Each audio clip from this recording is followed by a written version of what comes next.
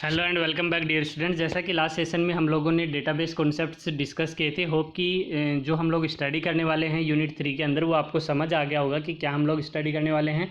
और उसी का जो आपका मेन टॉपिक है दैट इज़ योर RDBMS, जिसका पूरा नाम होता है relational database management system. So full form भी आपको याद रखनी है, एग्जाम पॉइंट ऑफ व्यू से MCQ में पूछी जा सकती है। RDBMS stands for relational database management system.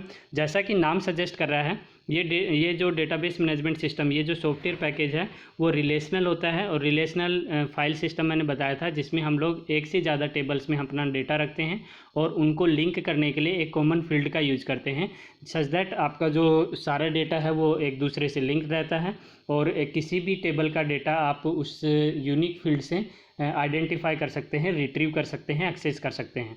जैसा मैंने एग्जांपल से बताया था, अगर आपके पास एक लार्ज अमाउंट ऑफ डेटा है, वो चाहे फ्लिपकार्ट का सर्वर पे हो या फिर अमेजन के सर्वर पे हो, अगर आपको एक यूनिक आईडी मिली हुई है, यानी कि आपका लॉगिन आईडी और पासवर्ड जो आपके पास है, उससे आप अपनी रेस्पेक्टिव टेबल को एक्सेस कर सकते हैं, अपने डेटाबेस को एक्सेस कर सकते हैं। अपनी कब परचेजिंग की थी, क्या परचेजिंग की थी, कितने अमाउंट में परचेजिंग की थी, वो सारा रिकॉर्ड वहाँ पर आपको देखने को मिल जाता है, right. So this is called RDBMS, relational database management system. इसका जो शुरुआत है 1960 के बाद हम लोगों ने डेटाबेस पे काम करना शुरू कर दिया था। एंड जो पर्पज़ है, the purpose of relational model is to provide declarative method for specifying data and queries. इसका जो मेन पर्पज़ था कि हम अपने डेटा को ऑर्गेनाइज वे में कैसे सेटल करें, और जो सेटल डेटा है, जो स्टोर डेटा आपके पास है, उससे हम लोग वापस से रिट्रीव कैसे करें इन्फॉर्मेशन, यानी कि क्वेरी की हेल्प से। यानी कि हम लोग क्वेरी लिखते हैं और उस क्वेरी के रेस्पेक्टिव में हमें हमारा रिजल्ट हो जाता है। फॉर एग्जांपल, हमारे पास अगर थाउजेंड्स ऑफ डेटा है, ओके, थाउजेंड्स ऑफ रिकॉर्ड्स हैं, और उसमें से हमें ओनली 5 रिकॉर्ड्स चाहिए, तो उन 5 रिकॉर्ड्स को हम किसी क्वेरी की हेल्प से फेच कर सकते हैं। सारा का सारा रिकॉर्ड डिस्प्ले नहीं होगा, सिर्फ जो 5 रिकॉर्ड्स आप रिक्वायर्ड कर रहे हैं, अगर क्वेरी उसके रेस्पेक्टिव लिखते हैं तो सिर्फ वही डेटा आपके सामने डिस्प्ले होगा। तो इस तरीके से हम लोग क्या कर सकते हैं, RDBMS के हेल्प से ईजी वे में किसी भी सॉफ्टवेयर जो DBMS पैकेज है, सॉफ्टवेयर पैकेज है, उसकी हेल्प से डेटा को क्विक एक्सेस कर सकते हैं, रिट्रीव कर सकते हैं। नाउ डेटाबेस कॉन्सेप्ट्स की अगर मैं बात करूं, तो यहाँ पे जो एग्जांपल लिया है, आप और भी कोई एग्जांपल ले सकते हो। एड्रेस बुक का लिया है। एड्रेस बुक क्योंकि हम लोग जनरली किसी का भी नाम अपने फ़ोन में सेव करते हैं एड्रेस बुक में, तो हमारे लिए ये फैमिलियर होते हैं। जो जैसे आप किसी पर्सन का नाम सेव करते हैं तो उसके लिए क्या करते हैं, उसका नाम सेव कर सकते हो, उसका नंबर सेव कर सकते हो, पीपल का एड्रेस सेव कर सकते हो, उसकी बर्थ डेट आप सेव कर सकते हो। सो इससे समझना आपके लिए आसान हो जाएगा कि किसी को जब भी आप कोई डेटाबेस बनाते हैं, तो डेटाबेस बनाने के लिए आप किस बारे में डेटाबेस बना रहे हो, आप किसी पर्सन के बारे में डेटाबेस बना रहे हो, तो जो वो आपका एलिमेंट है जिसके बारे में आपका टेबल क्रिएट होगा, आपका डेटाबेस क्रिएट होगा। फॉर एग्जांपल पीपल के बारे में कर रहे हो, तो ये पीपल आपके लिए क्या हो जाता है, एंटिटी हो जाता है, ओके। इसको मैं एंटिटी भी बोलता हूँ, और दूसरा मैं इसको क्या नाम से बोलता हूँ, आइटम भी बोलता हूँ, ओके। यानी कि आइटम नेम या एंटिटी नेम अगर आपसे बोला जाता है, that means what about the database, यानी कि आप किस बारे में डेटाबेस क्रिएट कर रहे हो, किस पर्टिकुलर, जैसे स्टूडेंट टेबल मैं बना रहा हूँ, स्टूडेंट के नाम से टेबल बना रहा हूँ, तो स्टूडेंट क्या हो गया मेरे लिए, आइटम हो गया, ओके।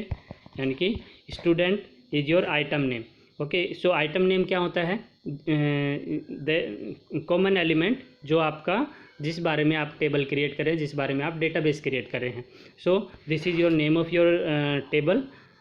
फॉर एग्जांपल यहाँ पे पीपल यूज किया है, तो पीपल क्या हो गया हमारा, आइटम नेम या फिर एंटिटी नेम, ये ध्यान रखना आपको। दूसरा, आप जब आप रेस्पेक्टिव, जैसे यहाँ पे मैंने कहा कि पीपल आपका क्या हो गया, आइटम का नेम हो गया। नाउ जो आइटम नेम है, यानी कि टेबल का जो नाम है आपने बना लिया है, उसके साथ आपके उसके एट्रीब्यूट्स क्या हैं, आप उस टेबल में क्या क्या रिकॉर्ड रखेंगे। देखिए यहाँ पे जो नाम लेंगे आप, पीपल नेम, उसका एड्रेस और उसका फ़ोन नंबर और उसका DOB यानी कि डेट ऑफ बर्थ। तो ये जो आपके टेबल की जो हेडिंग्स होगी हमारी, ये हमारी फील्ड्स कहलाती हैं। इनको मैं इन टर्म्स ऑफ RDBMS में इनको क्या बोलता हूँ, फील्ड्स बोलता हूँ, कि आपकी फील्ड्स क्या होगी, name, address, phone number, date of birth. So these are called fields. And एक पर्टिकुलर जो आपका पर्सन है, उसकी अगर मैं रेस्पेक्टिव फील्ड्स में रिकॉर्ड रखता हूँ, फॉर एग्जांपल आपने नेम के अंदर क्या लिख दिया, आनंद लिख दिया, और उसके बाद में आपने क्या लिया था, नेम एंड जो भी आप टर्म्स रखते हो अपने रेस्पेक्टिव फ़ोन नंबर्स में, उसका 99 करके आपने फ़ोन नंबर लिख दिया। DOB में आपने उसका डेट ऑफ बर्थ लिख दिया। सो एक कंप्लीट पर्सन का रिकॉर्ड आपका जो रेस्पेक्टिव फील्ड्स में अगर कंप्लीट रिकॉर्ड होता है, कंप्लीट जो डेटा आप एंटर करते हो, this is called your record.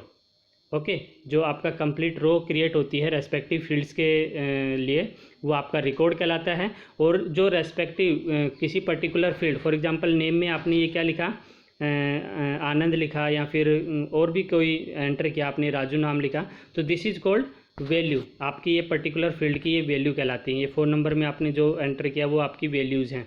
So hope कि ये टर्म्स आप नहीं भूलेंगे, एग्ज़ाम में पूछी जाती है जनरली कि आइटम क्या होता है, आपका टेबल का नेम होता है, या फिर आपका जो कॉमन एलिमेंट होता है जिस बारे में आपका डेटाबेस आप क्रिएट करते हो, that is database is storing information about that is your item name और एंटिटी नेम।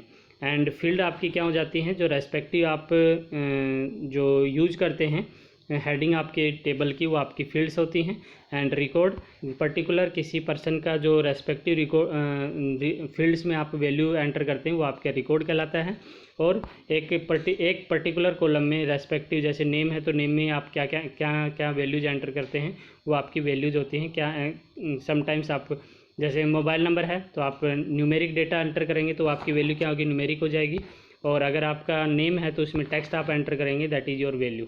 ओके, नाउ इस तरीके से आप लोग समझ सकते हो कि किसी भी जो डेटाबेस आप क्रिएट करते हैं उसका अंदर हम लोग किस तरीके से जो वैल्यूज़ यूज़ करते हैं उनके RDBMS के टर्म्स में उनको क्या क्या टर्म्स यूज़ करते हो कॉल करने के लिए, राइट। सो सबसे इम्पोर्टेंट जो आपका डेटाबेस का फीचर होता है that is unique record uniqueness, यानी कि किसी भी डेटा जो है आप किसी टेबल में डेटा क्रिएट कर रहे हैं और वो डेटा आपका जो है यूनिक, कैसे आप यूनिकली उसको कैसे आइडेंटिफाई कर सकते हैं। डुप्लीकेट वैल्यूज़ नहीं होनी चाहिए, क्योंकि डुप्लीकेट वैल्यूज़ को नहीं हटाने के लिए हम लोग डेटाबेस का यूज़ कर रहे हैं। सो ये आपको ध्यान रखना है। फॉर एग्जांपल आपको क्लास 10th का रिकॉर्ड रखना है, तो 10th क्लास में जैसे रवि नाम से 2 कैंडिडेट्स हैं 10th A के अंदर। नाउ अगर आप जब भी आप इस डेटा को फेच करेंगे तो आपके पास दिक्कत ये हो जाएगी कि किस रवि के बारे में हम लोग बात कर रहे हैं। सो ये जो आपका डेटा है ये यूनिक डेटाबेस नहीं है और ये हमारे लिए यूजफुल नहीं है, क्योंकि हम इसको डिस्टिंग्विश नहीं कर पा रहे। जब क्वेरी करेंगे हम लोग कोई डेटा जो हम लोग रिक्वायर्ड इन्फॉर्मेशन है हम रिट्रीव करेंगे तो किस रवि की इन्फॉर्मेशन हमारे को डिस्प्ले होगी। तो दैट इज़ क्वेश्चन कि अगर आपके डेटाबेस में आपने जो टेबल क्रिएट किया है वो आपका डुप्लीकेट डेटा शो कर रहा है, तो उसके लिए ज़रूरी है कि हम उसको रिकॉर्ड को यूनिकनेस बनाने के लिए, यूनिक बनाने के लिए हम ऐसी फील्ड का यूज करें जिससे डेटा हमारा जो है वो यूनिक हो जाए। तो हम लोग इसी डेटा को देखिए दोबारा से लिखते हैं with roll number. Okay, now हमारे लिए आसान हो गया कि हम 20 रोल नंबर के बारे में बात करें तो जो फर्स्ट रवि है उसकी बारे में बात हो रही है, 21 रोल नंबर के बारे में बात करें तो जो सेकंड नंबर रवि है उसकी बात हो रही है। सो अब जो है 20 और 21 रोल नंबर असाइन करने से क्या हो गया, रिकॉर्ड यूनिक हो गया कि किस रवि के बारे में हम लोग बात कर रहे हैं, राइट। तो ऐसा फील्ड जो आपका यूनिक होता है, आगे मैं बताऊंगा कि इसको हम लोग प्राइमरी की कह के बुलाते हैं, ठीक है। सो इसके बारे में हम लोग डिस्कस करेंगे। So till then keep watching, keep learning. अगर वीडियोस पसंद आ रहे हैं तो लाइक, शेयर और सब्सक्राइब ज़रूर कीजिए। Thank you.